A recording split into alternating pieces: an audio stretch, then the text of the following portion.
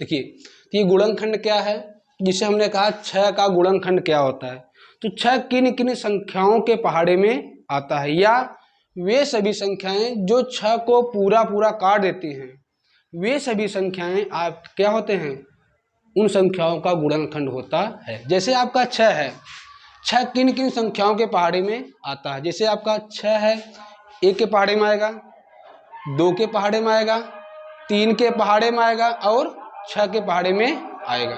वैसे इसमें क्वेश्चन किस प्रकार का पूछता है आपका कंपटीशन लेवल में, क्वेश्चन कैसा पूछता है, इसमें आपसे ये पूछेगा कि कुल गुणनखंडों की संख्या, यानी कि इसमें कुल कितने गुणनखंड हैं।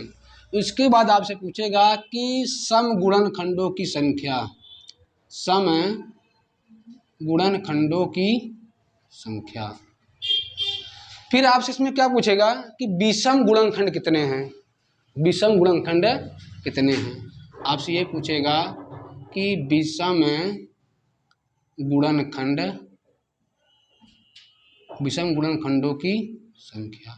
अब इसके बाद क्या पूछेगा कि अभाज्य गुणनखंडों की संख्या, अभाज्य गुणनखंडों की संख्या। ठीक, फिर क्या पूछेगा कि कुल गुणनखंडों की संख्या पूछेगा, सम गुणनखंडों की संख्या पूछेगा, विषम गुणनखंडों की संख्या, उसके बाद अभाज्य गुणनखंडों की संख्या। यानी इसमें पूछेगा कि 6 के गुणनखंड में कुल कितने अभाज्य गुणनखंड हैं, कुल कितने सम गुणनखंड हैं और कुल कितने विषम गुणनखंड हैं। फिर उसके बाद ये पूछेगा कि सम गुणनखंडों का योग, सम गुणनखंडों का योग, यानी जितने भी सम गुणनखंड हैं, जैसे अब इसमें 2 हो गया और 6 हो गया, ये सम गुणनखंड हैं, इनका योग कितना होगा। ठीक, फिर आपसे पूछेगा कि विषम गुणनखंडों की, विषम गुणनखंडों, विषम गुणनखंडों का योग। ऐसे ही क्वेश्चन आप सभी से पूछेगा। ठीक, तो गुणनखंड क्या है समझ में आया, कि जैसे कोई संख्या दे दिया 6, अब ये 6 किन किन संख्याओं के पहाड़े में आता है या कि किन किन संख्याओं से कटता है, वो होता है गुणनखंड। ऐसे अगर हम बात करें, जैसे ले लें 21, किन किन संख्याओं से कटता है। एक तो 1 से कटेगा, उसके बाद 3 से कटेगा, उसके बाद 7 से, उसके बाद 21 से ना। तो कोई भी संख्या एक तो खुद से कटता है, एक से कटता है ना। उसके बाद 21 1 से कटेगा, 3 के पहाड़े में आएगा, 7 के पहाड़े में आएगा और 21 के पहाड़े में आएगा। अब इसमें आपसे पूछेगा, क्या पूछेगा, कुल कितने गुणनखंड हैं, 1 2 3 4। अगर आपसे पूछ लिया कि सम गुणनखंड कितने हैं, क्या ऐसा कोई गुणनखंड है संख्या जो इसमें सम है, कोई नहीं है। आपसे पूछ लिया विषम गुणनखंड कितने हैं, विषम कितने हैं, एक ये 1 हो गया, ये 3 हो गया, 7 हो गया और 21, कितने हैं, 4 विषम गुणनखंड हैं। ठीक है, ऐसे आपका मान लेते हैं, जैसे हमने ले लिया 72, ये संख्या 72 है, ये 72 किन किन संख्याओं के पहाड़े में आता है, 72 है किन किन संख्याओं के पहाड़े में आता है। तो एक तो 1 के पहाड़े में आएगा, ये 2 से भी कट जाएगा, 36 दूना 72 होता है, और 3 से भी कट जाएगा, और 4 से कट, 18 जो कितना होता है 72। उसके बाद 12 से कितना होता है 72। ऐसे आपका हो गया, किससे कटेगा, 8 से नहीं कटेगा, 8 से भी कटेगा, 8 9 72, 9 से कटेगा, फिर आपसे आपका 12 से कटेगा, 12 से 72 होता है, समझ पा रहे हो ना। तो 1 से कटा, 2 से, 3 से, 4 से, 6 8 9 और 12।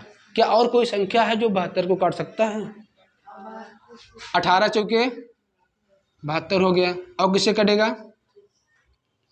24 तिया कितना होता है 72 होता है, और 18 चौके 72 हो गया, फिर 18 2 बार हो गया, ये हो गया आपका 24 से कटेगा, उसके बाद 36 से कटेगा, और फिर किससे कटेगा 72 से कटेगा ना। तो 72 के गुणनखंड कौन हो? 1 2 3 4 5 6 7 8 9 10 11 12 13। और कोई कमी है? 2 से कटेगा, 3 से, 4 से, 6 से, 8 से, 9 12 18 24 36 से और 72 से कटेगा ना। ये हो गया इसके कुल गुणनखंड हो गए। ठीक है। अभी तो ये छोटी संख्या था, अगर आपको बड़ी संख्या दे दिया तब, अगर आपको बड़ी संख्या दे दिया तो आप कैसे निकालोगे? इसका कोई फिक्स रूल होना चाहिए, कोई शॉर्ट रूल होना चाहिए। अगर आपको ऐसे दे दिया कि 488 का में कुल गुणनखंड कितने होंगे, तो आप कैसे निकालोगे? निकाल सकते हो? नहीं निकाल सकते हो। अब आप कितना ऐसे करेंगे ये बड़ा हो जाएगा ना। तो इसके लिए एक शॉर्ट तरीका होता है। शॉर्ट तरीका क्या होता है देखिएगा। अब जैसे आपने देखा, आप लोगों ने पढ़ा होगा अभाज्य गुणनखंड, पढ़े हो? अभाज्य गुणनखंड क्या होता है? जो संख्याएं अभाज्य संख्याओं से कट जाए, ये वाला। जैसे देखिए 6 है, अगर हम 6 का गुणनखंड करें तो कैसे काटोगे? 2 तिहाई 6 ना, और 3 कर्नम 3। तो आप क्या करोगे, इसको कैसे लिखोगे? 2 गुणे 3 लिखोगे। क्या करोगे? 2 गुणे 3 लिखोगे। ठीक। अब घातांकी नियम पढ़े हो? ये 2 की घाते कितना है? 1। ये 2 की घात, ये 3 घाते कितना हो जाएगा? 1। ऐसा लिख सकते हैं? लिख सकते हैं? नहीं लिख सकते हैं? लिख सकते हैं। देखिएगा, अब आपको करना क्या है, ये 2 घाते 1 है, ये 3 घाते कितना है? 1। अब आप 1 से शुरू करिए, 0 तक जाइए। कहने का मतलब ये है कि 2 घाते 1, 2 घाते 0, या ऐसा करिए 0 शुरू करिए, 2 घाते 0 से 2 घाते 1 तक लिखिए। ठीक। ऐसे इसको 3 घाते 0 शुरू करिए, या जितना घात है वहाँ तक ले जाइए, 3 घाते 1 ले गए हैं। अब आप ये बताइए, किसी भी संख्या का घात अगर 0 रहे तो उसका मान कितना होगा? 1 होगा? होगा कि नहीं होगा? होता है। ठीक है। क्या हम इसको ऐसा ले सकते हैं, 2 घाते 0 का मान कितना होता है? 1। क्या हम 3 घाते 0 का मान 1 ले सकते हैं? ठीक। अब देखिए गुणा करना है। कैसे गुणा करोगे? इसका गुणा पहले आप इसमें करिए। इसका मान कितना है? 1। इसका मान कितना है? 1। अगर 1 मान 1 से गुणा करें तो कितना आएगा? 1 आएगा। आएगा नहीं आएगा? आएगा। फिर इसका गुणा आप इसमें करिए। 3 घाते 1 का मान कितना होता है? 3 होता है।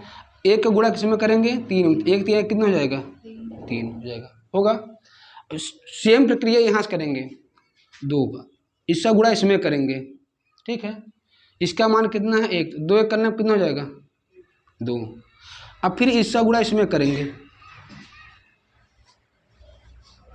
2 3 कितना हो जाएगा?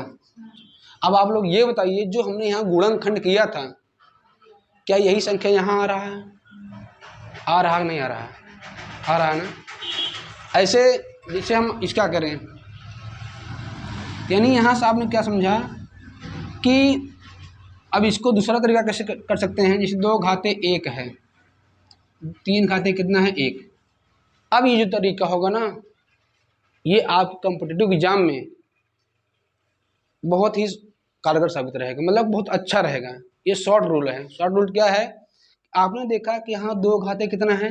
1 है। यहाँ कितना है? 3 घाते 1 है कि नहीं है? तो कितने गुणनखंड आए? 1 2 3 4 आया। अब यहाँ क्या करोगे, जब भी ऐसा क्वेश्चन है ना, यहाँ घात कितना है? 1। यहाँ भी घात कितना है? 1। अब क्या करो, जो घात 1 है इसमें 1 बढ़ा दीजिए, 1 + 1। ठीक। इसका घात कितना है? 1। इसको क्या करेंगे? 1 + 1 कर देंगे और दोनों गुणा कर देंगे, तो 2 गुणे 2 कितना हो गया? 4 गुणनखंड हो गया। यहाँ कितना आया था? 1 2 3 4। यहाँ भी कितना आया? 1 2 3 4। आप देखिए, जब 2 घाते 1 को कैसे लिखा गया? कितनी बार लिखा गया है? 2 बार। कितनी बार लिखा गया है? 2। एक तो लिखा गया 2 घाते 0 और 2 घाते 1। इसके कितने गुणनखंड हो गए? 2 यहाँ हो गया। अब 3 घाते 1 को क्या लिखा गया है? 3 घाते 0, 3 घाते 2, यहाँ कितना गुणनखंड हो गया 2, 2 2 कितना हो गया 4।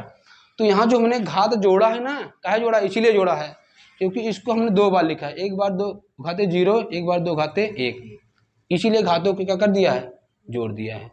अगर आपसे ऐसे कहें कि 12 या दे दिया आपको, मान लेते हैं जिससे आपका ये है 21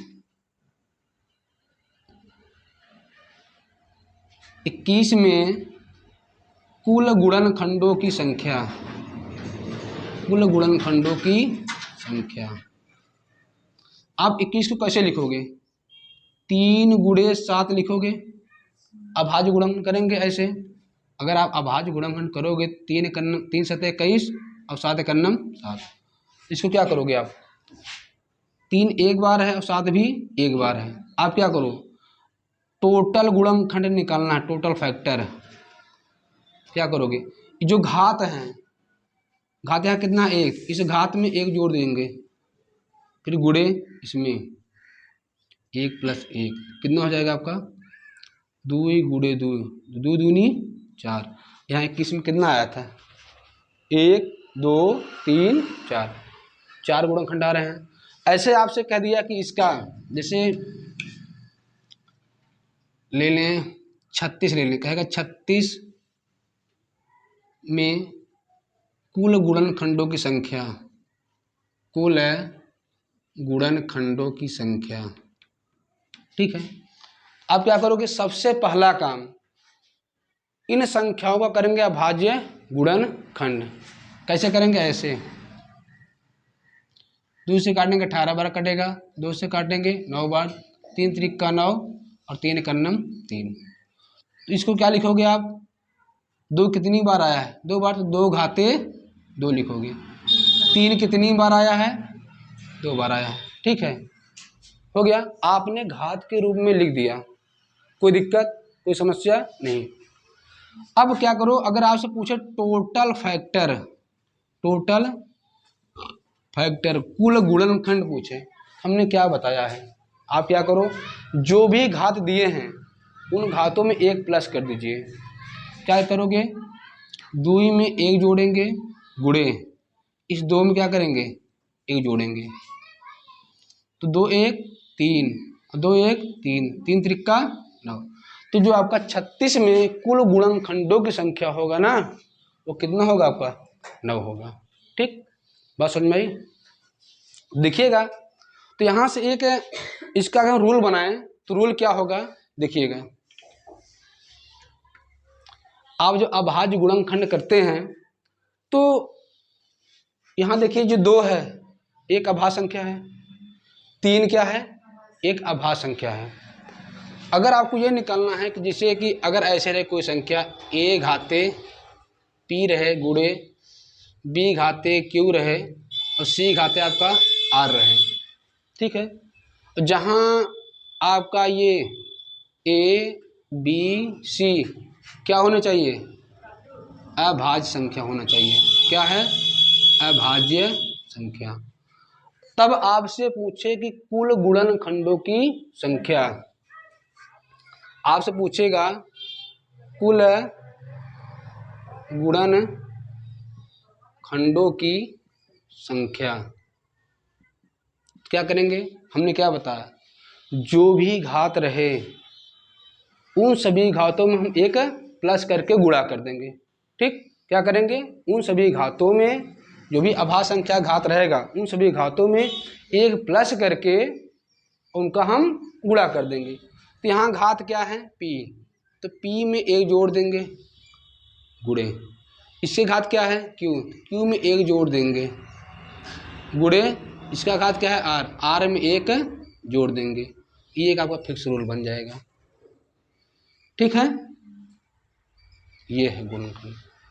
ये आपका कॉम्पिटिटिव एग्जाम में चाहे जो भी हो, कोई भी एग्जाम हो, ये यहाँ से 1-2 क्वेश्चन जरूर आता है, ठीक है। तो अगर ये वीडियो पसंद आया हो तो आप लोग लाइक करिएगा, शेयर भी करिएगा और साथ ही साथ अपने दोस्तों को बताइएगा भी कि इस यूट्यूब चैनल पर क्लास 10th का जो बोर्ड एग्ज़ाम आने वाला है, ठीक है। उसके बारे में मतलब कि जो भी इम्पोर्टेंट क्वेश्चन हैं जो आपका 6 नंबर का है या जो भी आपके बोर्ड एग्जाम में आया है वो सब चीज़ यहाँ पढ़ाया जाता है। ठीक, उन सभी को शेयर करिएगा। मिलते हैं कल नए वीडियो में, तब तक के लिए धन्यवाद।